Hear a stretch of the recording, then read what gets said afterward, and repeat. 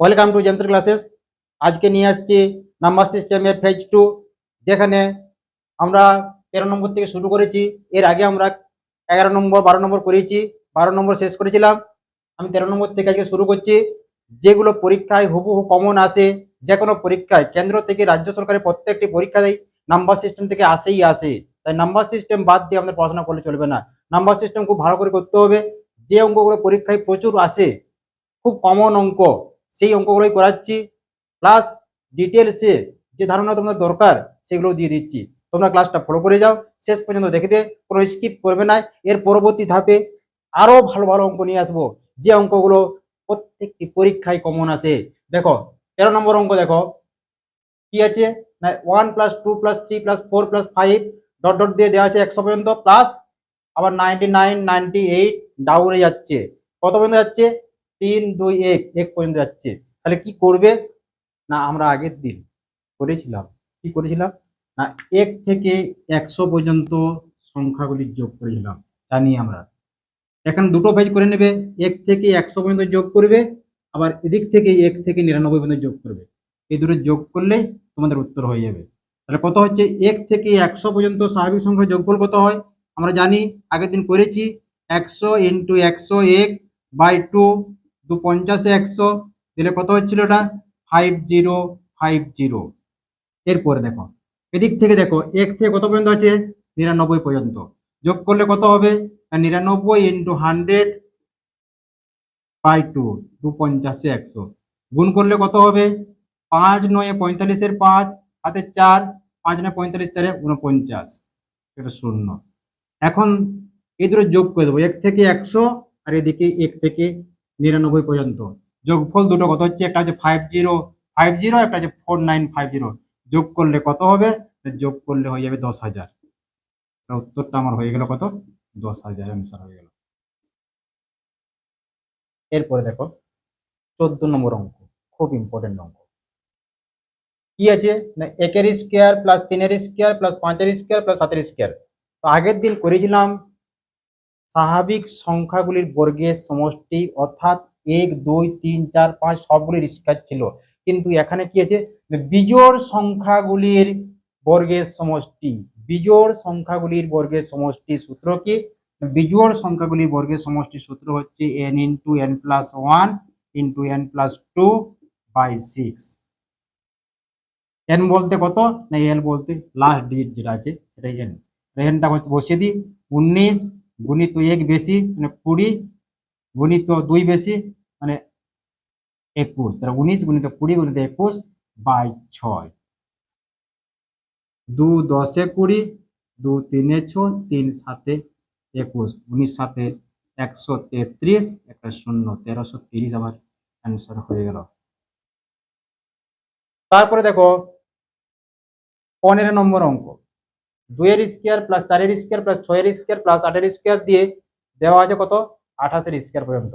অর্থাৎ জোড় সংখ্যাগুলির বর্গের সমষ্টি, জোড় সংখ্যাগুলির বর্গের সমষ্টি।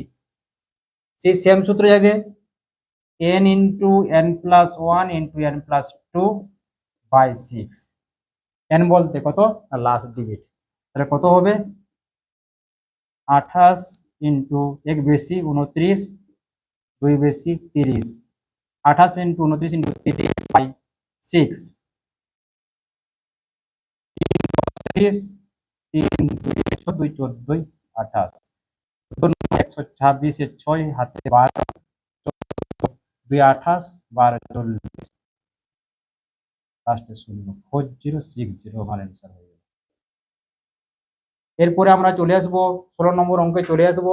তো তোমরা যারা এখনো পর্যন্ত চ্যানেলটিকে সাবস্ক্রাইব করোনি তারা সাবস্ক্রাইব করে নাও, এবং লাইক কমেন্ট ও শেয়ার অবশ্যই করবে। এবং আমাদের যে ডেসক্রিপশন বক্সে যাও, সেই ডেসক্রিপশন বক্সে আমাদের লিঙ্ক দেওয়া আছে টেলিগ্রাম চ্যানেলের। সেই টেলিগ্রাম চ্যানেলে কি হচ্ছে, আমাদের প্রত্যেক দিনের আপডেট দেওয়া হচ্ছে, বিভিন্ন পরীক্ষার কবে পরীক্ষা হবে তার আপডেট দেওয়া হচ্ছে, যে সমস্ত জিকে আপডেট হচ্ছে প্রতিনিয়ত সেই জিকে গুলো দেওয়া হচ্ছে, প্লাস যে কারেন্ট অ্যাফেয়ার্স, সিএ যে দেওয়া আছে সেগুলো প্রত্যেকদিন দেওয়া হচ্ছে। এছাড়াও আমরা প্রতিনিয়ত যে কোনো পরীক্ষার আপডেট আসার সঙ্গে সঙ্গে আমরা দিয়ে দিই, আর স্ট্যাটিক জিকেটাও পার্টটা আমরা প্রতিদিন দিচ্ছি। তো তোমরা যারা এখনো পর্যন্ত টেলিগ্রাম চ্যানেলে জয়েন করোনি, যে অ্যান্সার ক্লাসেস গিয়ে ওখানে সার্চ মেরে জয়েন করে নাও।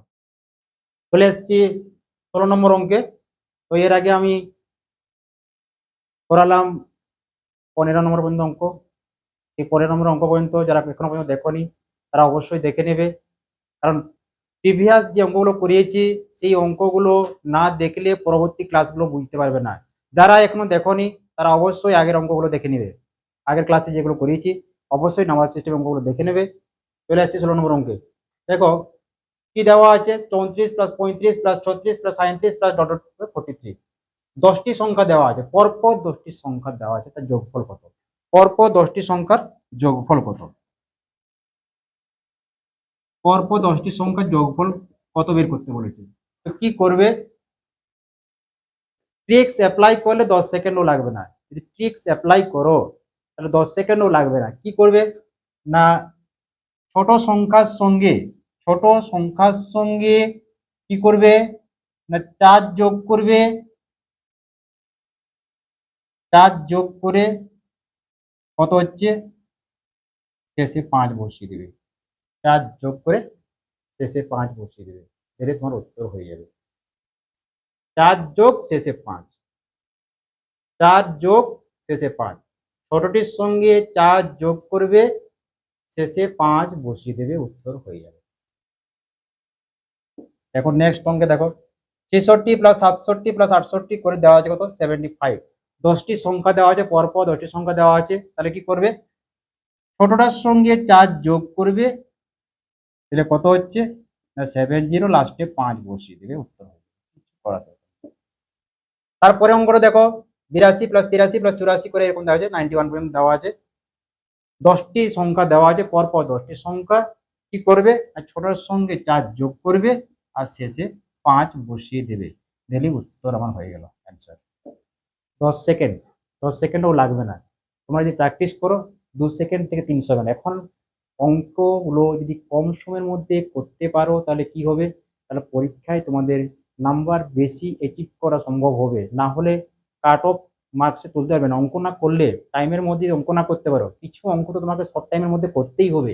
না হলে এখন কিছু কিছু পরীক্ষায় কি হচ্ছে, টাইম থাকছে 60 মিনিট, প্রশ্ন থাকছে 90টা। 60 মিনিটে 90টি প্রশ্ন করতে গেলে less than 1 minute, less than 1 মিনিটের মধ্যে একটা অঙ্ক তোমাকে করতে হবে।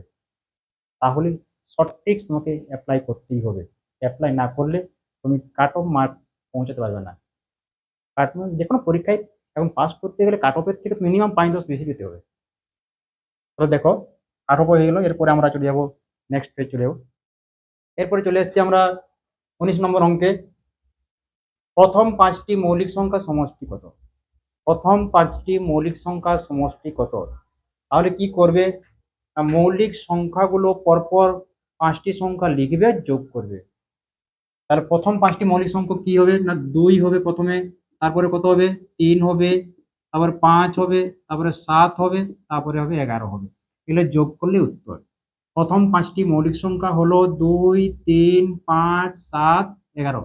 এখানে মনে রাখবে একটা কিন্তু মৌলিকও নয় আর যৌগিকও নয়, এক মৌলিকও নয় যৌগিকও নয়, এটা মনে রাখবে। অনেকে ভুল করে দেয় যে একটা লিখে দেয় অনেকে, একটা কিন্তু মৌলিকও নয় আর যৌগিকও নয়।